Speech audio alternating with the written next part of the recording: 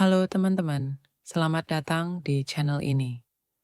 Hari ini kita akan membahas sebuah topik yang sering menjadi perdebatan dan menimbulkan banyak pertanyaan, terutama bagi mereka yang ingin memahami kisah penyaliban Yesus dengan lebih dalam. Mungkin kamu pernah mendengar tentang teori Sun, yaitu gagasan bahwa Yesus sebenarnya tidak benar-benar mati di salib, melainkan hanya pingsan dan kemudian bangkit kembali. Teori ini sering dipakai untuk meragukan kematian dan kebangkitan Yesus, yang menjadi inti dari iman Kristen.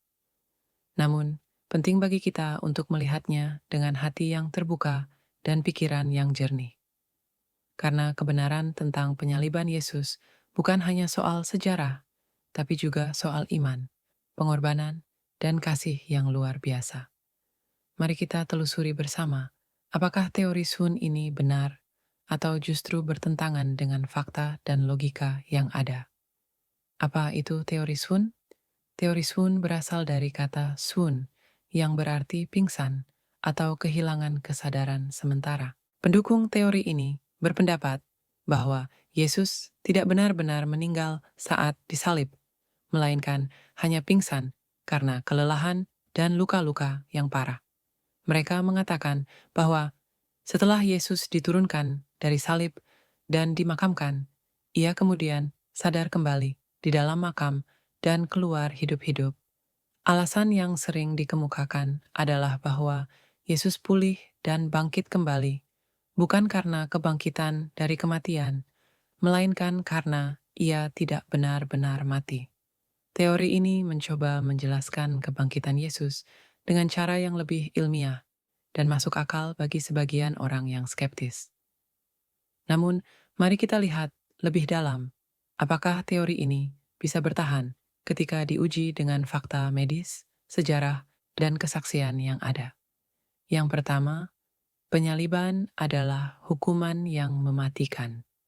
Penyaliban adalah salah satu bentuk hukuman mati paling kejam dan menyakitkan yang pernah ada di zaman Romawi. Prosesnya tidak hanya membuat korban kehilangan darah secara hebat, tetapi juga menyebabkan kesulitan bernapas yang luar biasa. Tubuh yang tergantung di salib akan mengalami kelelahan otot pernapasan, sehingga korban akan mati karena sesak napas, dehidrasi, dan syok. Tidak ada catatan sejarah yang menunjukkan seseorang bisa bertahan hidup setelah mengalami penyaliban selama berjam-jam. Tentara Romawi yang bertugas sangat terlatih dan memastikan kematian korban sebelum menurunkan jenazah dari salib. Mereka bahkan menusuk lambung Yesus dengan tombak dan keluar darah serta air dari luka tersebut, yang secara medis menandakan kematian nyata karena pecahnya kantung jantung dan cairan tubuh lainnya. Yang kedua, bukti medis yang mendukung kematian Yesus. Dari sudut pandang medis, luka-luka yang dialami Yesus sangat parah. Ia mengalami cambukan yang membuat tubuhnya penuh luka terbuka, kemudian dipaksa membawa salib yang berat, dan akhirnya dipaku di tangan dan kaki. Kondisi ini menyebabkan kehilangan darah yang sangat banyak, syok, dan kerusakan organ. Ketika tentara Romawi menusuk lambung Yesus dengan tombak, keluar darah dan air. Ini adalah tanda bahwa jantung dan kantung perikardium sudah pecah, yang artinya jantung sudah berhenti berdetak. Dalam ilmu kedokteran, ini adalah bukti kematian yang tidak bisa dipungkiri. Yang ketiga, tidak mungkin bertahan di makam tertutup tanpa perawatan. Setelah Yesus diturunkan dari salib, ia dimakamkan dalam sebuah makam yang tertutup rapat dengan batu besar. Jika ia hanya pingsan dan tidak benar-benar mati, maka ia harus bertahan hidup di dalam makam yang gelap, dingin, dan tanpa makanan atau minuman selama 3 hari. Tanpa perawatan medis, luka-luka parah, dan kondisi tubuh yang sangat lemah, mustahil bagi seseorang untuk bertahan hidup dalam situasi seperti itu. Ini bukan hanya soal fisik, tapi juga soal logika dasar tentang bagaimana tubuh manusia bekerja. Yang keempat, reaksi pengikut Yesus yang menguatkan kematiannya. Salah satu bukti paling kuat bahwa Yesus benar-benar mati adalah perubahan drastis pada para pengikutnya.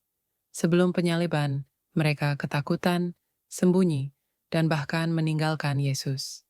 Namun setelah peristiwa kebangkitan, mereka menjadi pemberani, berani menghadapi kematian, dan menyebarkan ajaran Yesus dengan penuh keyakinan. Orang-orang yang rela mati sebagai martir tidak mungkin melakukan itu jika mereka tahu Yesus hanya pingsan dan kemudian hidup kembali.